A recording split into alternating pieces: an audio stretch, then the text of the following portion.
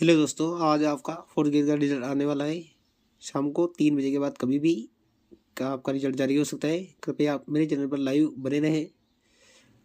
मैं शाम को आपको एक और वीडियो डालूंगा, इसके अंदर आपकी एक्सपेक्टेड कट ऑफ है, जिसमें आप देख सकते हैं कि आपकी जो पहली शिफ्ट है उसके अंदर पेपर बहुत आसान था, इसलिए इसका जो नॉर्मलाइजेशन की प्रक्रिया है इसमें इस शिफ्ट के नंबर सबसे ज़्यादा डाउन होने वाले हैं। लेकिन आपको ज़्यादा सोचने की आवश्यकता नहीं है, क्योंकि जो भी होगा जो होगा एग्ज़ाम हो चुका है, इसके लिए आपको ज़्यादा सोचने की आवश्यकता नहीं है। और इसकी जो कट ऑफ है पहली शिफ्ट की वो 80 से 85 रह सकती है, और सेकंड शिफ्ट है इसकी रह सकती है 78 टू 82, और थर्ड शिफ्ट की 75 टू 80, और फोर्थ की 80 टू 82, और फिफ्थ की 75 टू 78। और जो सिक्स शिफ्ट है जो सबसे मुश्किल मानी जा रही है, टफ मानी जा रही है, क्योंकि इसके अंदर सबसे ज़्यादा आपत्तियाँ दी गई है।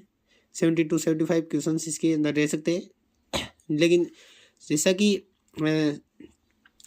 इसका कहना है अलगराज जी का, उसके अनुसार प्रत्येक शिफ्ट से लगभग कितने 18 2 गुना में 18,000 कैंडिडेट लिए जाएंगे, जिसमें से 2 गुने के अंदर जिसमें बचेंगे कितने 9,000 सिलेक्ट किए जाएंगे।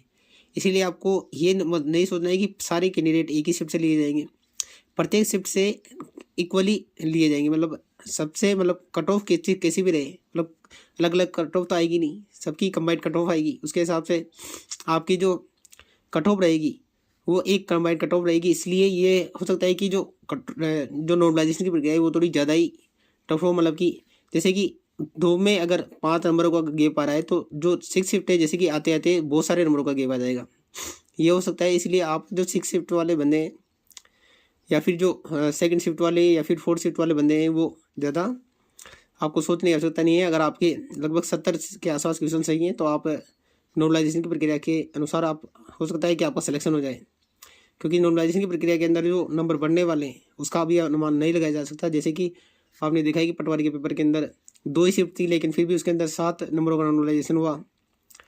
तो इसके अंदर 6 शिफ्ट है, तो उसमें आप अनुमान नहीं लगा सकते कि 5-7 नंबरों का ही नॉर्मलाइजेशन होगा, क्योंकि नॉर्मलाइजेशन अगर 2 शिफ्ट में इतना ज़्यादा हुआ है, तो जो अगर 6 शिफ्ट है, तो जो अगर मान लो अगर कंबाइंड कट ऑफ निकालते हैं, जैसे एक कट ऑफ निकालते हैं सबकी सारी शिफ्टों की, तो फिर उसके अंदर नॉर्मलाइजेशन की प्रक्रिया के अंदर ये तो है नहीं कि एक एक 2-2 नंबरों का गैप रहेगा, क्योंकि पॉसिबल ही नहीं है, क्योंकि अपन तो सबके अंदर नॉर्मलाइजेशन कर रहे हैं।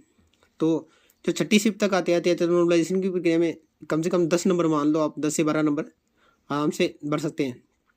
तो आप मेरे चैनल पे बने रहिए, शाम को आपको कट ऑफ देखने को मिल सकती है। इसलिए आप जो फर्स्ट वाले बंदे, फर्स्ट शिफ्ट वाले बंदे, उनको थोड़ा सा देखने की आवश्यकता है, क्योंकि उनके नंबर डाउन हो सकते हैं, लगभग 8 से 10 नंबर डाउन हो सकते हैं उनके।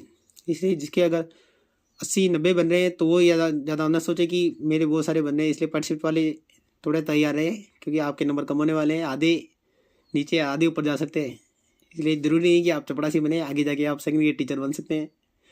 हो सकता है कि आप मैथ वाले टीचर ही बने, जैसे कि मैं तैयारी कर रहा हूँ मैथ की अभी, है ना। तो क्योंकि मेरे भी 36 शिफ्ट का है, और मेरे लगभग 70 क्वेश्चन सही हो रहे हैं, और मैं भी यही सोच रहा हूँ कि नॉर्मलाइजेशन से लग जाऊँ। शायद हो सकता है कि मैं नॉर्मलाइजेशन से लग जाऊँ, लेकिन क्या बता, देखते हैं। ऐसे ही मेरे चैनल पर बने रहें। धन्यवाद, मिलते हैं शाम को अगली वीडियो के अंदर।